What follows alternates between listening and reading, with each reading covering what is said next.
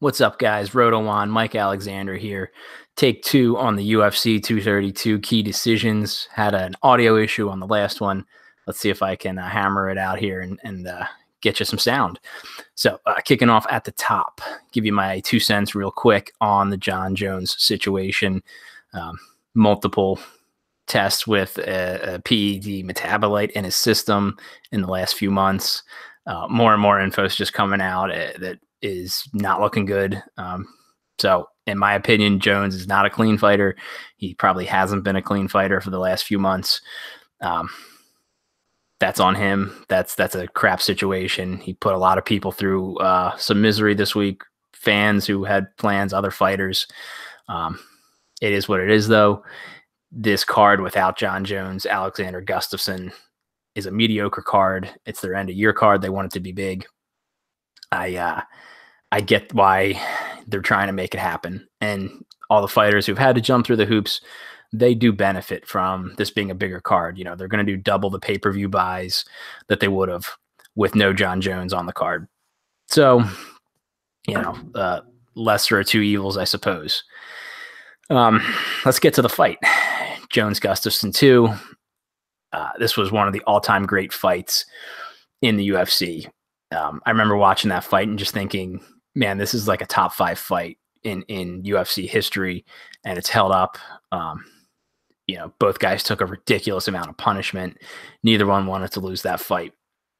I think we can expect a fairly similar fight this time out. You know, both guys are durable. They're both great athletes. They're really incentivized to win this fight. You know, this is probably Gus's last shot at the title, barring future Jon Jones antics, which is not outside the realm of possibility. Maybe one of the reasons he was okay going forward with this. You know, if worse comes to worse, he's kind of, you know, if he acquits himself well here, he's a clear number 2. Maybe he is the interim title holder should Jon Jones continue to test dirty. As far as the fight goes, I don't really see the paths to victory for Gustafsson. You know, maybe he can come out on fire, give all he's got in the first 2 rounds and go for a knockout of Jones. The problem is he would just have to absorb so much punishment in return. That's just not a likely scenario. You know, so I see this probably going all 5 rounds. A lot of volume from both guys. You know, nobody's landed as many strikes against Jones as Gustafsson did in their first fight. Jones is one of the highest volume strikers in the UFC. You know, it's quick Moutai striking, a lot of elbows, a lot of little knees and kicks. So I think you got to have Jones in your lineup or you're drawing dead. He's one of the few guys that could, you know, pop 150 on this card. And on the other side, Gustafsson, you know, he's got the ability to absorb that punishment. So, you know, that's what we're looking for in a fight that we think is going to go 5 rounds, is a guy, you know, who's just going to be able to keep taking it and keep pushing the pace back. Then next one on here, we got Amanda Nunez versus Cris Cyborg, another title fight. This one's closer, in my opinion. These, you know, are 2 of the greatest female fighters of all time, certainly in the UFC. You know, pound for pound, most powerful fighters in the women's division, the most feared. And this fight's been a long time coming. So, you know, it's an interesting matchup. You know, with Cyborg, she's obviously destroyed everyone that's been put in front of her. But, you know, coming in, especially around the time of the Holly Holm fight, there was a lot of sharps that were out there talking about how, you know, she hasn't fought the caliber of fighter it seems like she has. You know, a lot of people look good leading into their fights and, you know, afterwards weren't quite the fighters we thought they were. So, you know, she's definitely never fought anybody of Amanda Nunez's caliber. Amanda Nunez has fought some great people, but, you know, Cyborg is the best that the women's division has ever had. So same thing for her. Like, she probably, you know, she's fought Valentina Shevchenko twice and beat her, but outside of that, like, it's probably her biggest fight ever. The thing I see in this fight is that I think Nunez her power and her willingness to mix it up with Cyborg is going to be something that Cyborg's never faced. You know, the talk around the home fight was that Cyborg has never had anybody return fire the way that Holly Holm could, and Holm gave her a run for her money. That was obviously a win for Cyborg, but it wasn't the Cyborg we were used to seeing. She didn't dominate. So if she doesn't dominate Nunez here, Nunez could definitely win rounds. This fight feels like it's probably not going to go to a decision. Like, this is going to be a war, and I think one of the two ladies is getting KO'd. Given Amanda Nunez only being 7K, that's a really great price for somebody who's got the chance to finish the fight that she has. You're never going to see her at this price again, obviously. She's priced this way because she's fighting the greatest of all time. But if I'm going to have to dig down for a dog, a low price option, I might as well use Amanda Nunez because she is a great fighter. She's got the heart. She's got the abilities, rather than a fighter who's just a mediocre fighter and, fighting a guy or woman who's just not as good. Give me Amanda Nunez. So, another really good fight. Should be good volume. They're both strong wrestlers. I don't know if that's an advantage either way, but there could be some wrestling as well. If you're playing cash games, you definitely want to stack one of these two fights. I'd probably lean Jones Gustafson, being that it's a fight more likely to go the full 5 rounds, and you're going to get the volume on the other side with Gus. I think, he could score 40, 50 points easily in a decision with some volume striking and wrestling. But, with Nunez in a stack, you've got a little bit more hedging there with her, what I think are her odds to possibly win the fight. You definitely want a piece of both fights on almost every entry you put in. Obviously it's tough to stack in a GPP. And I think there's probably enough on the rest of the card that's not a good decision. But, I'm probably going Jones Nunez is my feel on this one. Other key decisions on this card. Next one up for me, Chad Mendes versus Alexander Volkanovski.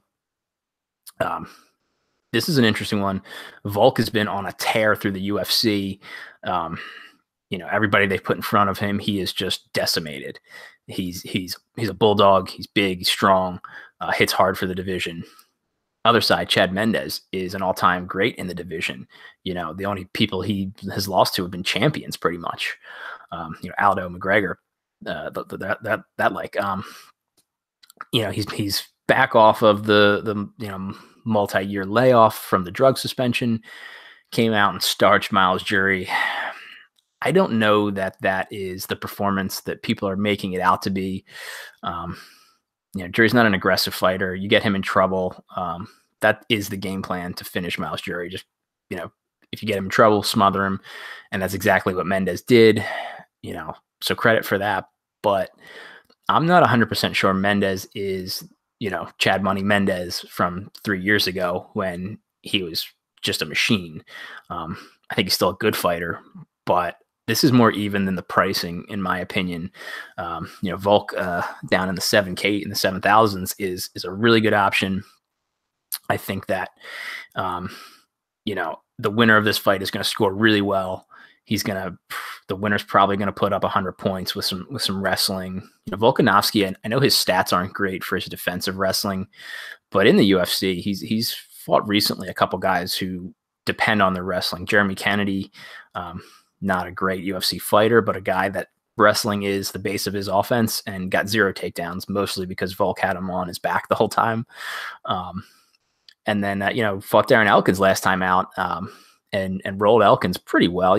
There were some dangerous spots in the fight for him, but that was a pretty comfortable win against Elkins, a guy who's finished, come back to finish some pretty big names in the UFC.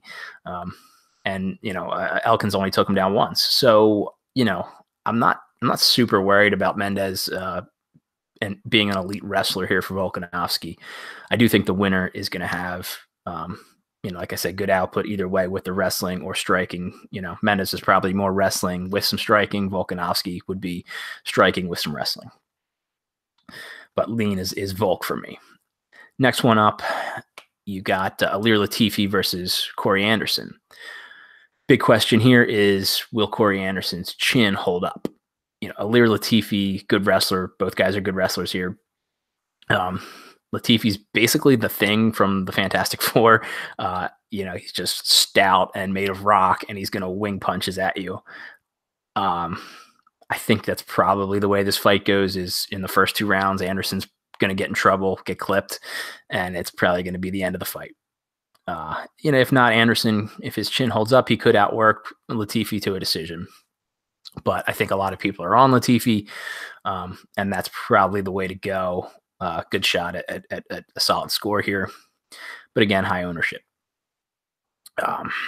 For me, the last decision in this card that you need to make is can you trust Michael Chiesa facing Carlos Condit?